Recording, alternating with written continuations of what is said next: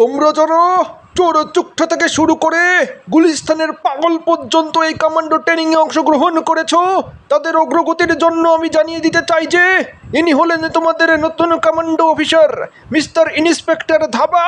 ভুল হলেই মারবে তোমাদের থাবা। এই যে জনাব, একটু আপনার বাম দিকে লক্ষ্য করেন। আপনি কি দেখতে পাচ্ছেন? দুনিয়ার সব থেকে বড় চোরের গ্যাং জন দ্য ডন। আর ওইদিকে যতগুলো মানুষ দেখতে পাচ্ছেন সবাই জনের মতো চোর। ওদের ভুলেও কমান্ডো ট্রেনিং দেবেন না। ওয়ে, তুই কি আমাদের চোর বললি? কিভাবে বললি? কোন যুক্তিতে বললি? আমাকে দেখে তো কি চোর মনে হয়? যা উড়ে যা এখান থেকে। আজকে যার পায়ের গতি থামবে তার জীবনের গতি আমি থামিয়ে দেব। দৌড়া সবাই, কারো বন্দুক যেন নিচে না নামে। আরে ভাই, আমার ইমার্জেন্সি চাপিয়েছে ভাই, আমি টয়লেটে যেতে চাই ভাই। উরি বাবা, আমার 20 সালের তজুরবাতে আমি এরকম ভয়ানক কমান্ডো ট্রেনিং কখনো দেখিনি। হে আল্লাহ, তোমার কাছে বিচার দিলাম। Rape light, rape light, rape light. Way দাঁড়া, এখনই তোকে মজা দেখাচ্ছি। ওরে বাবা! আবে ওই পাগলা, মাথা ব্যথা থেকে শুরু করে লল্লি ব্যথা, চুলকানি থেকে শুরু করে কামরানি, পা ব্যথা থেকে শুরু করে চোখ ব্যথা, সমস্ত ব্যথার সমাধান একমাত্র দ্রুত নির্বাচন। ঠিক। আবে ওই হালার পোহালারা, তোদেরকে আমি ঠিক চুদাইতে কইছি। দেখ শালার ন্যাংরা পা ভূমিকম্পের মতো কাঁপছে। কোন শালার বেটার এত বড় স্পর্ধা আমার সামনে হাসছে? অ্যাটেনশন! খোলা আকাশের নিচে দাঁড়িয়ে আছি, তাই মিথ্যা কথা আর বলবো না, না হলে আল্লাহর গজব নাজিল হবে।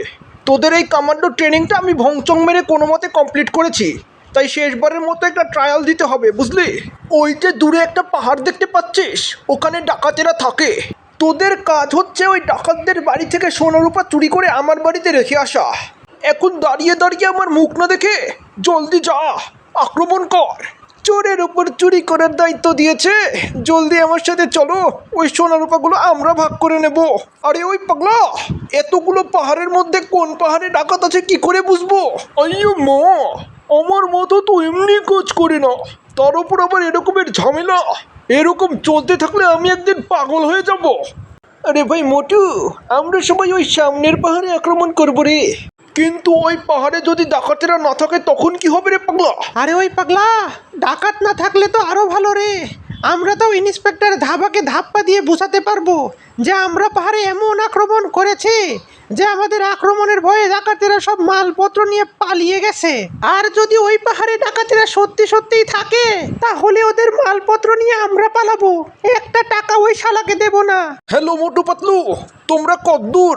এই যে স্যার, আমরা চলেই আইছি, এখনই ওদের উপর আক্রমণ শুরু করে দেব। সব টাকা আমার হবে, সব টাকা আমার হবে। কিন্তু আমরা এই পাহাড়ে কেন এসেছি স্যার? আরে তুমি বুঝতে পারছো না, লক্ষ লক্ষ টাকার ব্যাপার, হারামজাদারা টাকা নিয়ে পালাতে পারে, তাই আমি এখানে পাহারার জন্য এসেছি। এই শালা দড়ি দে। ওই ওই ওই ইয়া, তোরা এই দড়ি বেয়ে ওপরের দিকে ওঠ, আর আমি নিচ থেকে ওদের উপর হামলা করব, কি বুঝলি? কেউ নিচের দিকে তাকাস না, ভয় লাগবে। আবে ওই হালার পুতেরা, জোরে জোরে ওঠ, জোরে জোরে ওঠ। আরে ঢিল মারে কোন হলই রে? ওরে বাবা, আরে মোটু পাতলু, তোরা ভুল পাহাড়ে আক্রমণ করেছিস, এই পাহাড়ে আমি আছি। ও হ্যালো হ্যালো, ওরে বাবা, সবাই আক্রমণ করো, ওপরের দিকে ছোট সবাই, ওপরের দিকে। ওই তোরা তাড়াতাড়ি চল রে।